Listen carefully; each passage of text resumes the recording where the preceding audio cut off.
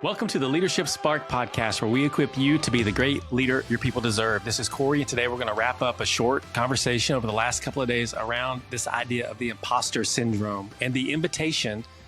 Whenever we experience the imposter syndrome, we have those thoughts in our mind to lean in, because when we lean in, we can learn a lot. When we lean in, maybe it will give us the biggest opportunity that we have to grow. But we also need to do the work to identify the thoughts that indicate that we have imposter syndrome, or that make us feel like we're an imposter, because our life is going to always move in the direction of our strongest thoughts.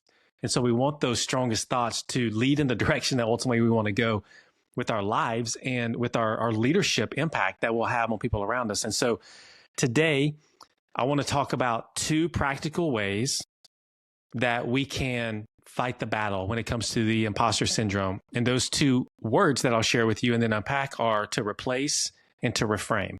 And so to start with replace, what that means is that when a negative thought or an untrue thought enters our mind, that we replace that thought with another thought. So that's not rocket science, right? That is not probably the most new thing that you've heard today or over the last several years. I know that, but the practice is really, really hard. And so when a negative thought comes into our mind, then we just don't let it sit there. We actively replace it with something that is true.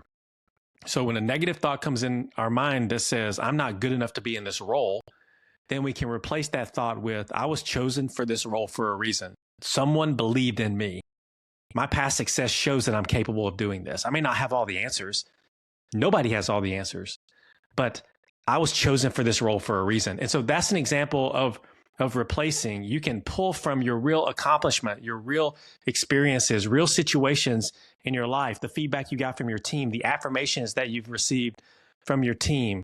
You even could keep a list of those, a list of things that you can go back to that is a physical thing you look at whenever you struggle with the imposter thoughts that could come into your mind. And you can build structures into your team. At WildSpark, every quarter when we have our vision, mission, value days, we always take an hour to affirm one another. And part of that is to tell people who they really are, and for them to hear from their teammates ways that they've made an impact and model the values and the vision and the mission of WildSpark. And those are powerful moments because those fight against the imposter syndrome thoughts. And so the first thing that you can do is replace the thought. You have a thought come in, you identify it, and you replace it with something that is true. Because if you let that false narrative run your thinking, it will ultimately ruin your leadership. And so you have to fight the battle to replace it. The second is to reframe. So think about taking a photo or using your iPhone to take a video. Whatever is inside that frame of the video, when someone else sees it, is really what tells the entire story of what's captured. When you look at that picture later on, or you watch that video later on, you're not seeing anything that is outside of that frame. And it's the same thing when it comes to your mental frame. How you view a situation, that will shape how you respond to it. And so you want to be able to work to reframe it. Here's an example of a couple of ways to do that. You could say to yourself, I have to do this project, or I have to go to work. A way to reframe that, to shift it, even though it's very slight in the shift, is to say, I get to lead this project. I get to go to work and make a difference. And so whenever you just reframe the situation, it has an effect on you and how you think and how you feel and what you do as a leader. And so this simple step to reframe your context can go a powerful way for you to be able to fight against the imposter narrative whenever it enters your mind and wants to dominate your life. And so here's the go and do for you as we go through this imposter syndrome conversation over the last few days is practice replacing those negative thoughts.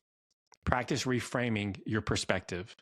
Practice the negative thoughts, replacing those with what's true about who you are, and practice reframing your perspective and changing your mindset about a situation you may find yourself in. If you practice those things, it may be bumpy at first, but you can build the skills that ultimately lead to the habits that allow you to lean into the imposter syndrome when it happens, as not viewing it as a negative thing. It could be a positive thing that leads to the biggest opportunities for growth in your life.